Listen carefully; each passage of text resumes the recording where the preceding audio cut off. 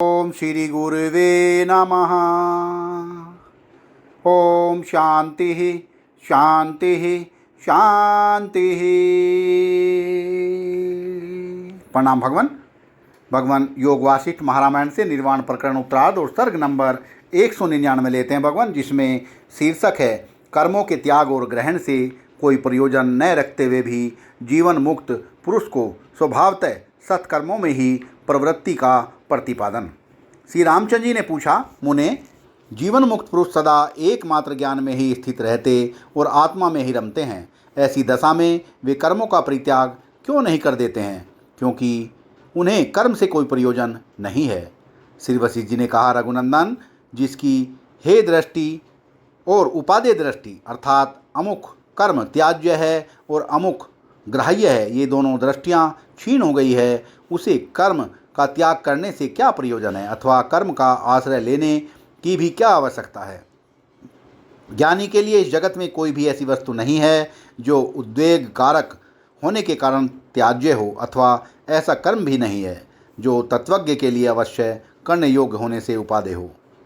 तत्वज्ञ पुरुष को न तो कर्मों के त्याग से कोई प्रयोजन है और न कर्मों का आश्रय लेने से। इसलिए वर्ण और आश्रम के अनुसार जो कर्म जैसा होता आ रहा है उसे उसी प्रकार करते रहता है। श्री राम, जब तक आयु है तब तक यह शरीर निश्चित रूप से चेष्टा करता रहता है, अतः वह शांत भाव से यथा प्राप्त चेष्टा करे, उसका त्याग करने की क्या आवश्यकता है? श्री राम, सदा निर्विकार रहने वाली समता युक्त निर्मल बुद्धि से जो कर्म जैसे किया जाता है वह सदा निर्दोषी होता है। इस भूतल पर कितने ही ग्रस्त जीवन मुक्त हैं जो असंग बुद्धि से यथा प्राप्त वर्णाश्रम धर्म का अनुसरण करते हैं।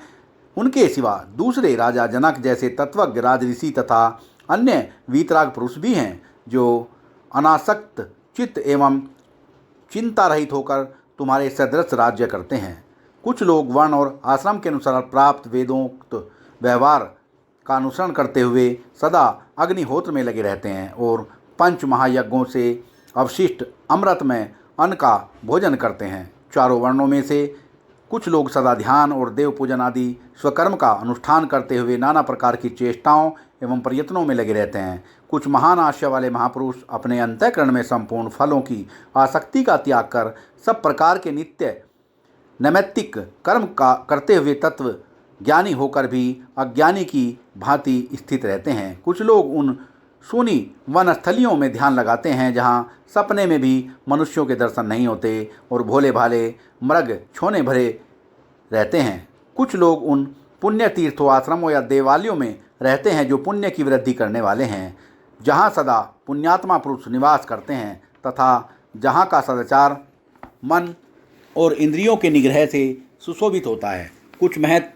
कुछ समतापूर्ण हृदय वाले पुरुष राग द्वेष का परित्याग करने के लिए शत्रु मित्रों से भरे हुए अपने देश को छोड़कर अन्य देशों में चले जाते हैं और वहाँ आश्रम बनाकर रहने लगते हैं। कितने ही विद्वान संसार बंधन का उच्छेद करने के लिए एक वन से दूसरे वन में, एक गांव से दूसरे गांव में, एक स्थान से दूसरे स्थान में तथा एक पर्वत से दूसरे पर्वत पर घूमते फिरते हैं।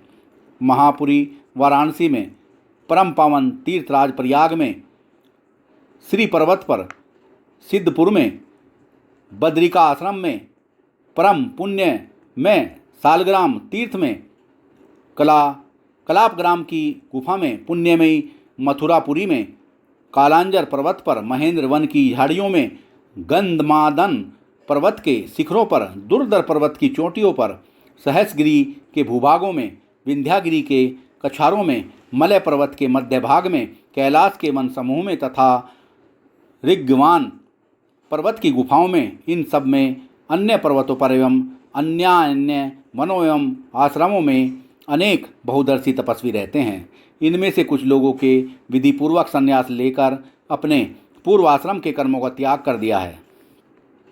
इनमें से कुछ लोगों ने अपने विधिपूर्वक संन्यास लेकर अपने पूर्व आश्रम के कर्मों का त्याग कर दिया है। कोई क्रम से ब्रह्मचर्य आदि आश्रमों में स्थित है, किन्हीं की बुद्धि तत्व ज्ञान से प्रबुद्ध है और कितने ही नित्य उन्मतों की सी चेष्टा करते हैं। कोई इस देश से दूर चले गए हैं, कितने ही अपना घर द्वार छोड़ चुके हैं। कुछ लोग एक ही स्थान पर प्रसन्नतापूर्वक रहते हैं और कुछ लोग रमते राम होकर भ्रमण करते हैं। वाह भगवान।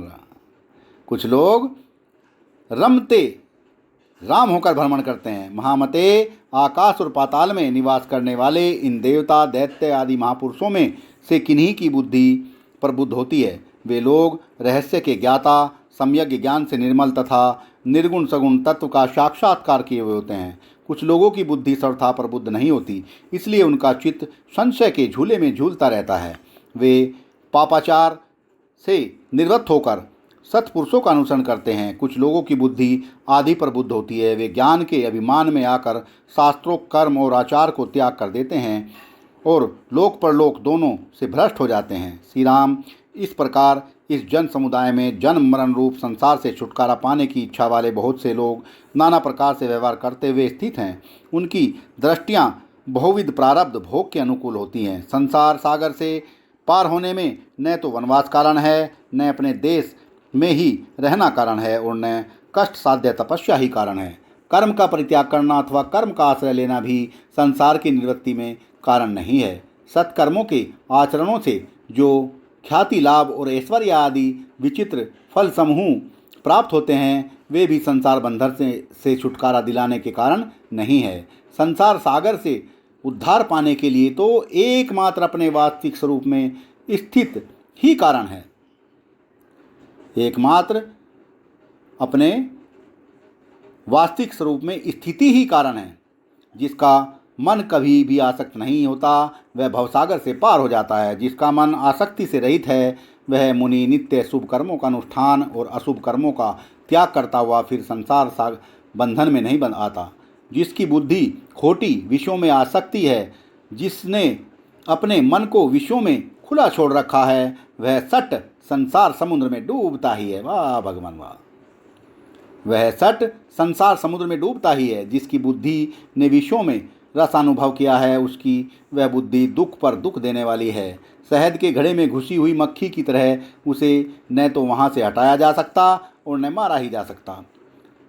काकतालीय संयोग से कदाचित मोक्ष की सिद्धि के लिए अपने चित्त की स्वयं ही परमात्म साक्षात्कारी की ओर प्रवृत्ति हो जाती है। परमात्मा का साक्षात्कार होने पर तत्व की उपलब्धि करके निर्मलता को प्राप्त हुआ चित्त निर्द्वंद, अनासक्त एवं निर्विकार ब्रह्म ही हो जाता है।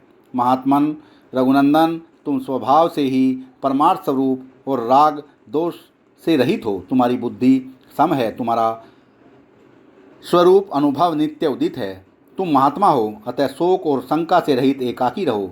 जन्म और मरण से मुक्त जो पावन परम पद है वही तुम ही हो। विशुद्ध चिन्मय ब्रह्मरूप जगत में प्रकृति, मल, विकार, उपाधि का बोध आदि कहीं किंचित मात्र भी नहीं है। सुस्पष्ट रूप से नित्य चैतन्य धाम ब्रह्म ही विराज रहा है। वह ब्रह्म ही मैं ही हूँ, ऐसा समझकर निसंक भाव से एकाकी रहो।